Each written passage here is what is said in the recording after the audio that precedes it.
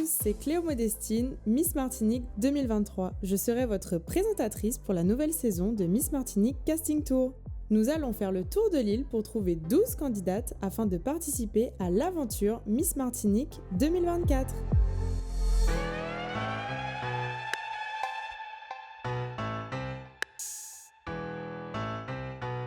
Aujourd'hui, nous sommes dans les communes du Nord et nous avons la chance d'être reçus par l'historique commune de Saint-Pierre.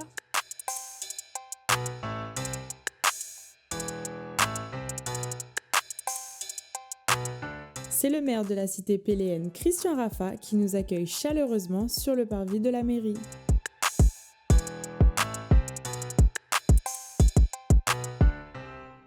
C'est après ce magnifique bouquet de fleurs qui m'a gentiment été offert par la collectivité de Saint-Pierre que monsieur le maire m'emmène visiter des ruines emblématiques de l'ancienne capitale.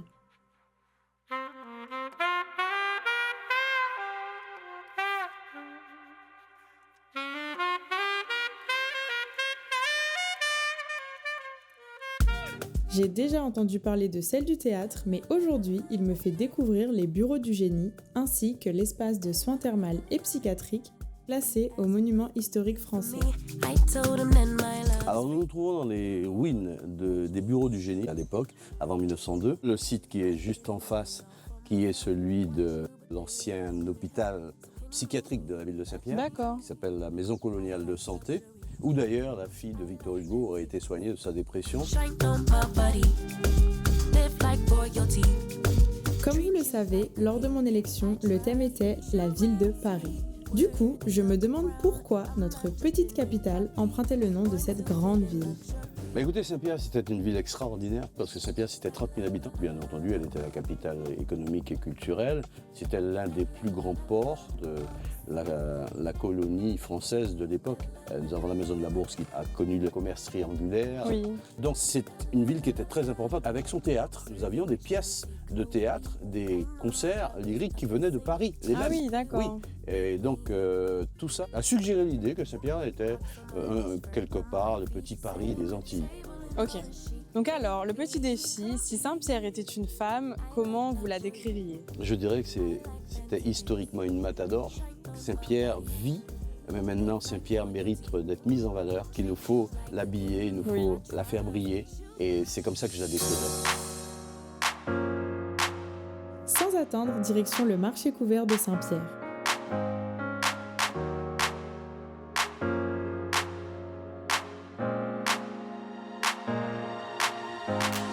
Alors, mesdames, il est temps de faire briller la matador qui sommeille en vous. C'est avec beaucoup de plaisir et de bienveillance que les membres de l'organisme Miss Martinique répondent aux questions des futurs candidats. Gardez l'œil ouvert, on ne sait jamais où se cache notre future perle.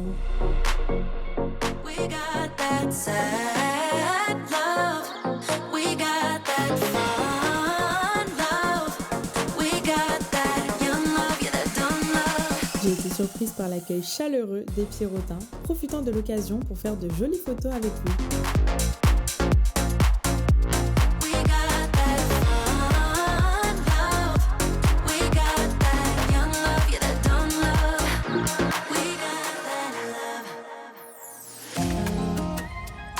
Quant à nous, on reprend la route pour une nouvelle commune. Connue pour ses magnifiques collines verdoyantes et sa tranquillité, on se retrouve dans l'authentique commune de Bellefontaine. Direction l'annexe de la mairie où Hugo Avinin nous accueille lui aussi avec son écharpe, mais cette fois-ci celle de premier adjoint au maire. Je suis vraiment très fier et très honoré de recevoir aujourd'hui le comité Miss Martinique. Merci à vous et bienvenue à Bellefontaine. Pour cette masterclass Miss Martinique, Flora a convié quelques Miss régionales sous le regard d'Aurélie Lepasteur, marraine de l'événement et ancienne candidate Miss Martinique 2022.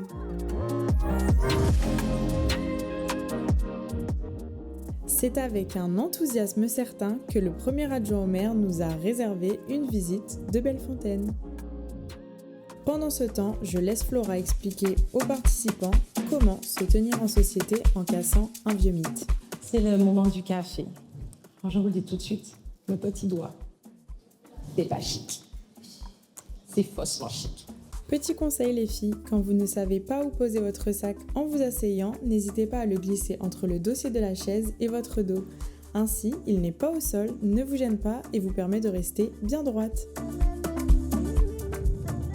D'ailleurs, on a tendance à croiser les jambes quand on s'assied alors qu'il faudrait tout simplement les croiser à nos chevilles. Soit croiser les jambes comme ça, soit poser comme ça. On ne croise pas les jambes, ce n'est pas élégant. Pour cette première visite, direction la baie de Fontboucher, porte d'entrée de la commune accueillant le Cap Enragé et le Cap Tranquille. Il y a un ancien colon qui était là et qui a laissé son nom à la commune de Bellefontaine. D'accord. Et il a été le premier à avoir laissé une terre pour construire la première chapelle.